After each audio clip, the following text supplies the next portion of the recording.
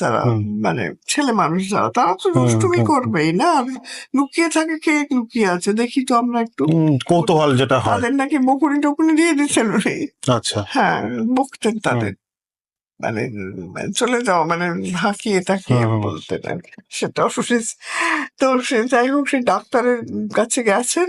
তারপর তো ডাক্তারের কাছে তো তখন সব তাকে খুলে দেখাতে হয়েছে, মুখও খুলতে হয়েছে, বডিও খুলে দেখাতে হয়েছে কি প্রবলেম, তা না হলে সে ডাক্তারি করবে। তারপর বলছেন, ডাক্তার সাহেব তুমি তো সব দেখে গেলে, তুমি যা দেখেছো দেখেছো, কাউকে বলো না। তার কারণ আমার নামটা এই দুনিয়ার রেজিস্টারের থেকে সবাই কেটে দিয়েছে।